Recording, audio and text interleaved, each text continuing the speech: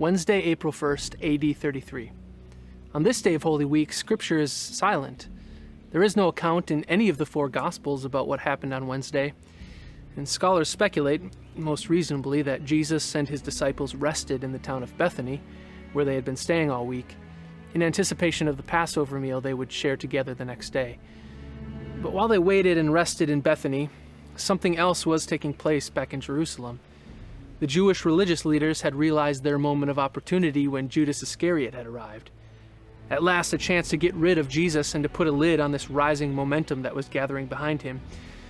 But who exactly were these leaders, and why were they so threatened by Jesus?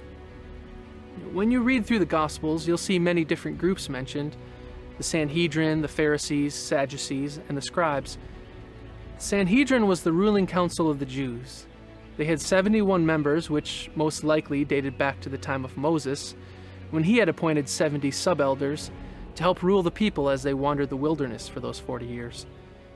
The council was made up of Pharisees, a division of Jews who distinguished themselves by a strict observance not only to the written law found in the Old Testament, but also the oral law, those extra laws laid down by tradition that grew more and more burdensome over time. And the Sanhedrin was made up of the Sadducees, similar to the Pharisees, but differing on some views of the Torah.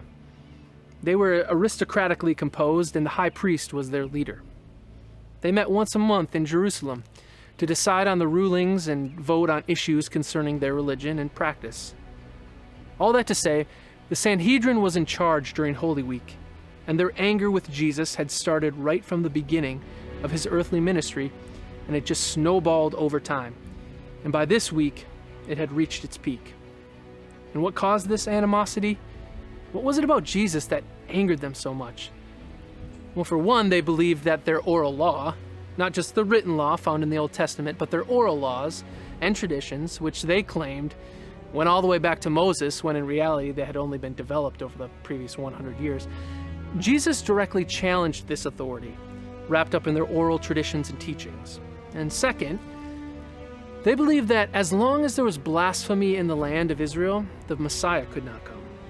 Now, this is quite a problem in their minds, because Jesus had not only claimed to be the Messiah and demonstrated his messiahship, but he claimed to be God himself. He claimed the authority of God. He received the worship that was reserved for God alone, and he had the momentum and enthusiasm of the crowd behind him. He was a threat politically, socially, and religiously. The gasoline has been poured over everything, and now the match was being lit. If they didn't get rid of Jesus before the Passover, a messianic riot would take place and the Romans would step in and destroy the Jewish nation.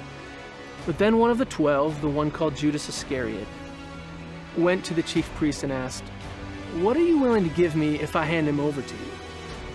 And so they counted out for him 30 silver coins. And from then on, Judas watched for an opportunity to hand him over.